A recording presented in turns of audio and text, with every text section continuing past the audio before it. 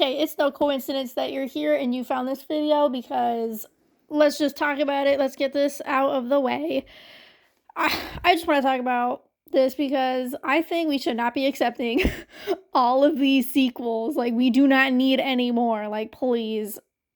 No, no. Let's clock out on this one, everyone. Let's all clock out, or at least, let's postpone. Because literally, there's a list and it keeps growing.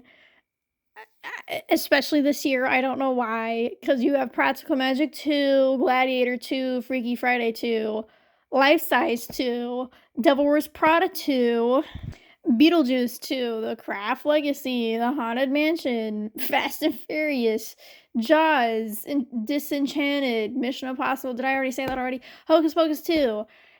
That's only movies. There's also shows, and literally Disney has been cranking these up with Girl Meets World, Wizards Beyond Waverly Place. Literally, that's Ravens with Ravens Home. And they were this close in getting Lizzie McGuire, but that did not pan out. And it's also with Fuller House and Just Like That. Like, oh my god, like, we need to breathe. Like, how have we not been talking about this beforehand?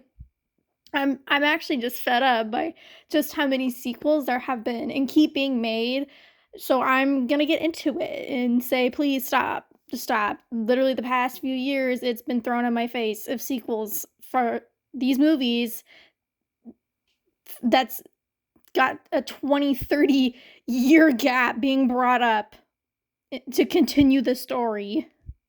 Like it's some great thing when it's not really, because the marketing for these projects are just only for nostalgia purposes, really. But what is there to be nostalgic about if these films, if the first ones are remaining classics and are still being found and watched to this day for the very first time per generation? Literally take films like Enchanted, The Devil Wears Prada, Practical Magic, and Jaws. Each one's literally iconic, unique, and meant pretty much made to be one movie, one story, and were perfectly good in their own rights and natures. And I mean, personally, I don't want to see a continuation if there isn't even a point, since each one got their happy ending, and that was that. We move on and go and add it to the rotation, or just watch it again as a comfort, or just for the sole purpose of finding something new that you haven't seen before after a second rewatch. We don't need to be brought up with the question of, oh, since this did good back then, what would the story look like after? What would it look like now? And honestly, who cares? No one's asking or thinking that.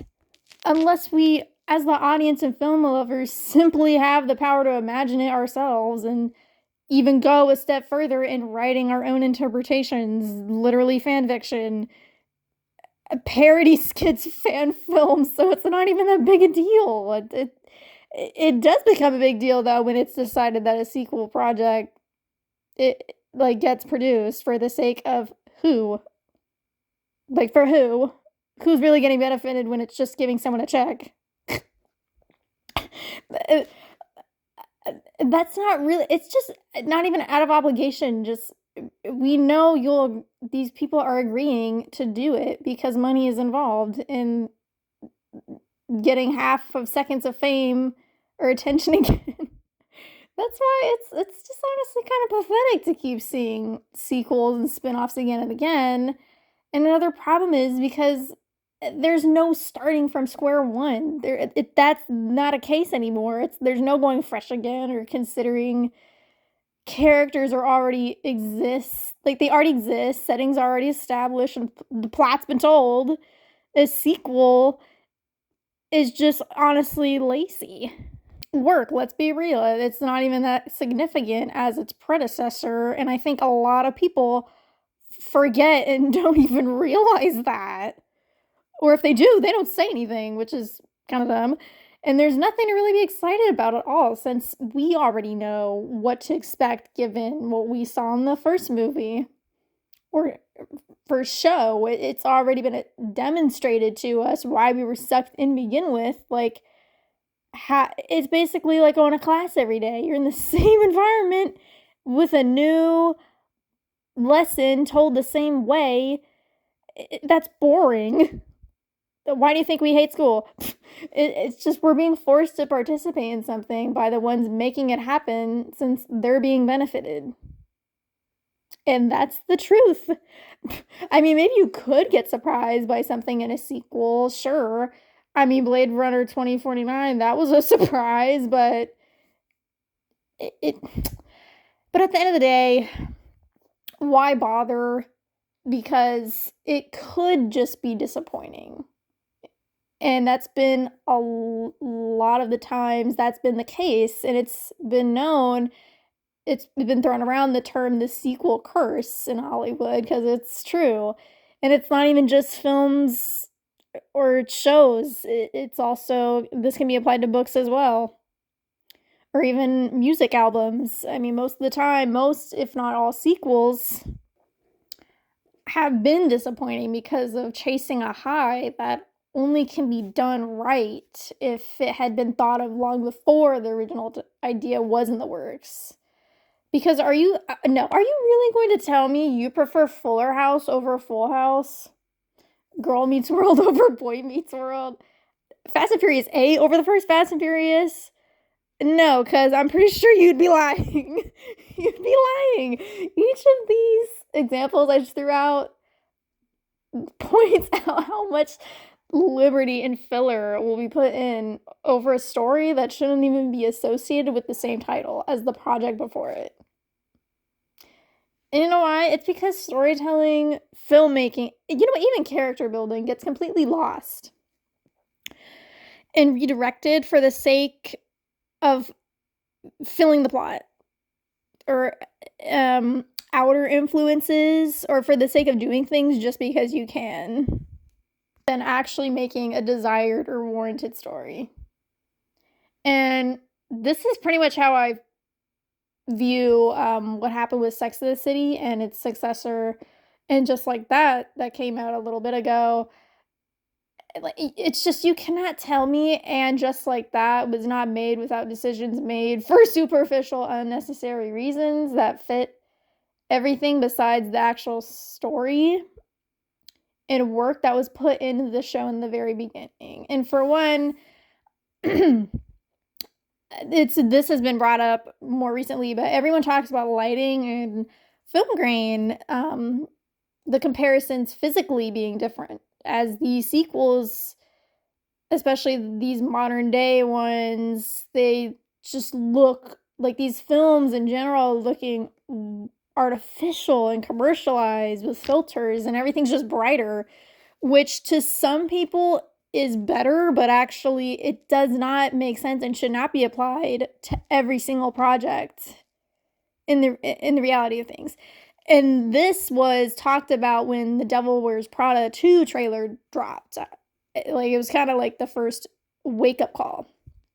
And it was just very obvious. People noticed how they missed the way these films and shows used to look.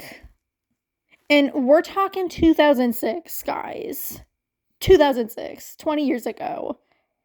By the time I'm making this video. Like, that means something. But what kills me is that, why did it take Devil Wears Prada 2 to drop this kind of reaction in buzz when it's been the case for other films and shows that have been coming out in the past decade?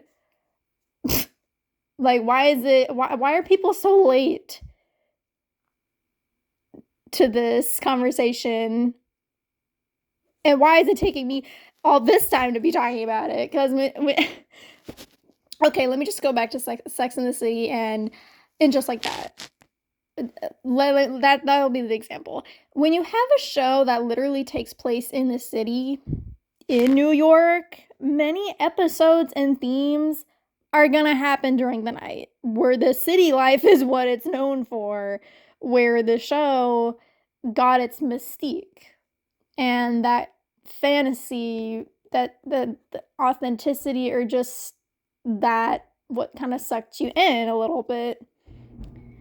Because Sex and the City had a specific look and way with its cinematography that I mean, there's also a campiness to it. The campiness was kind of really what made it. It makes it enjoyable still and comforting, hence nostalgic.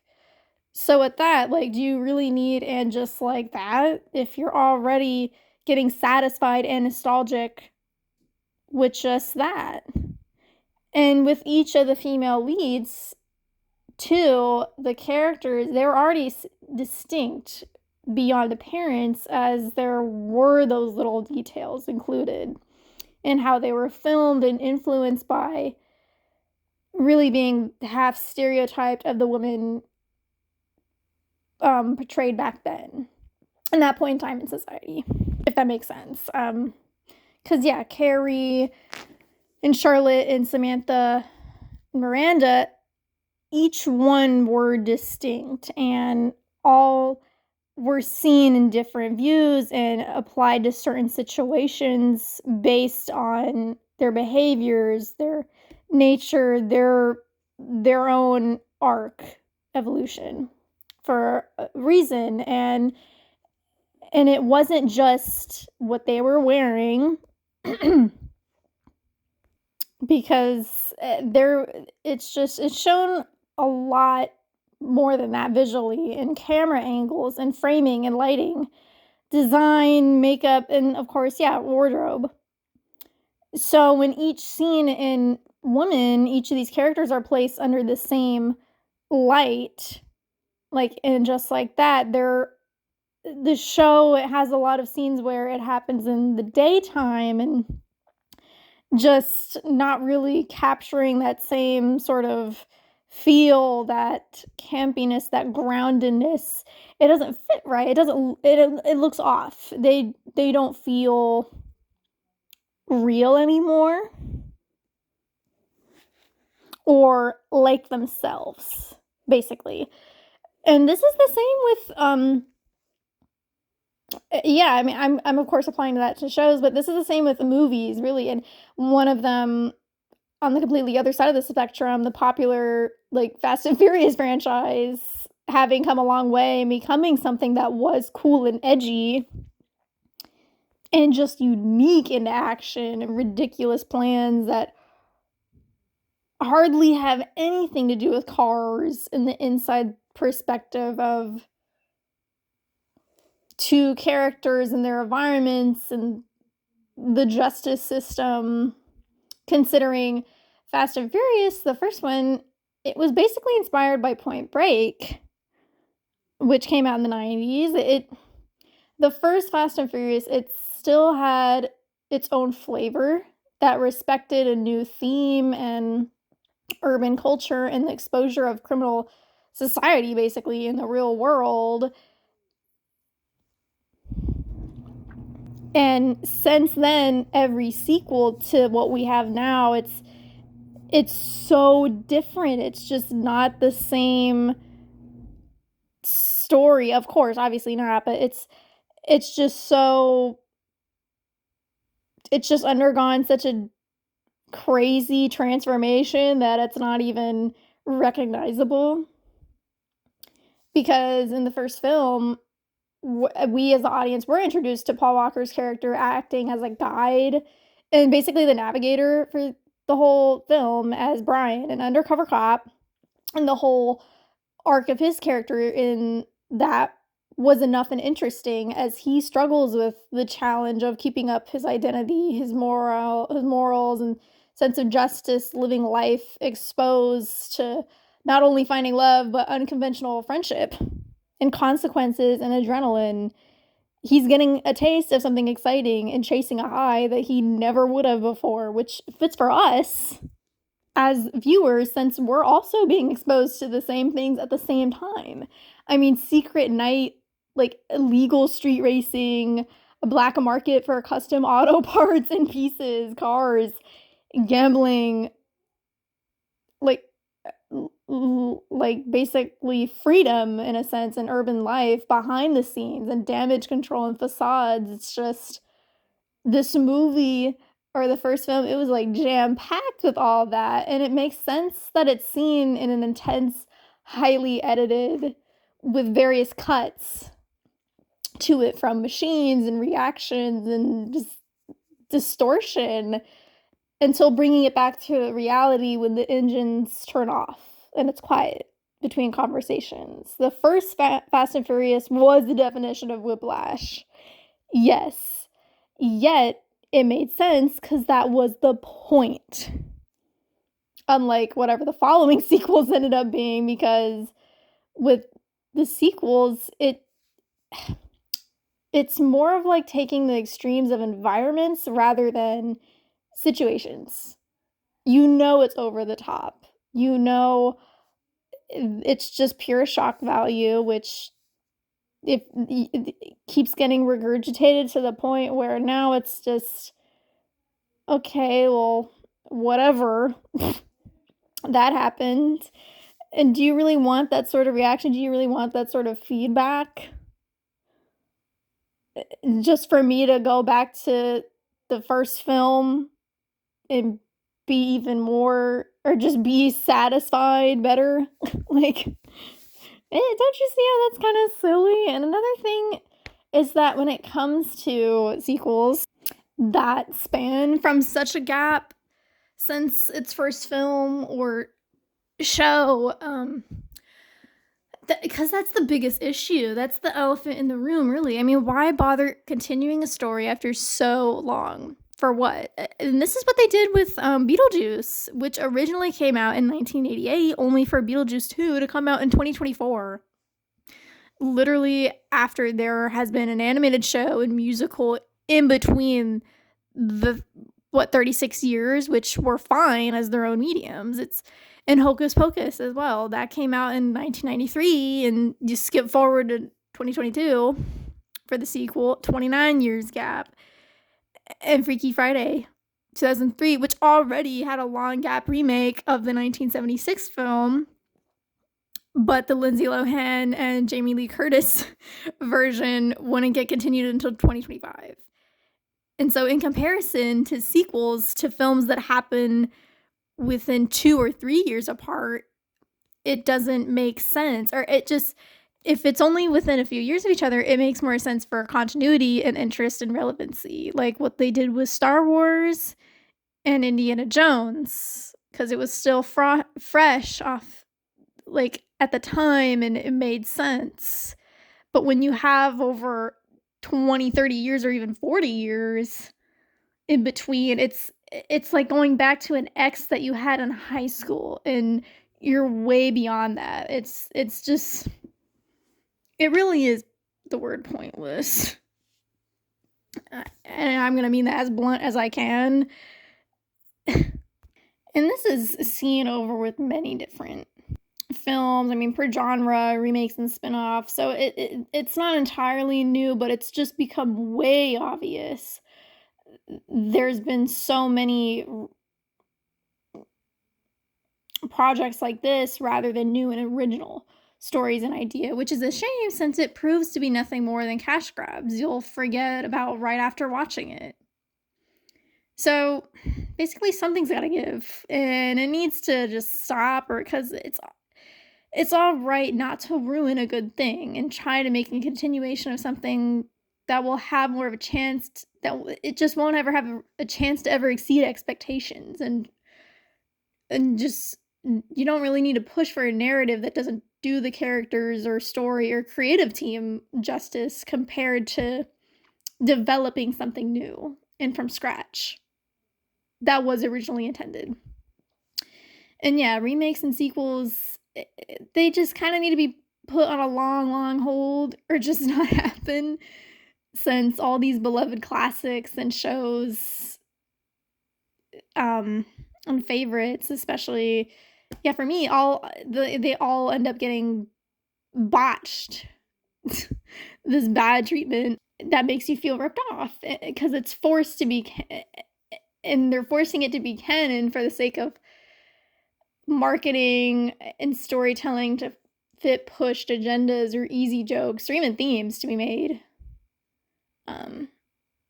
And also it's seen as giving a thumbs down and respecting of some things that are fine on their own, and they don't need to be stretched out when it's unnecessary.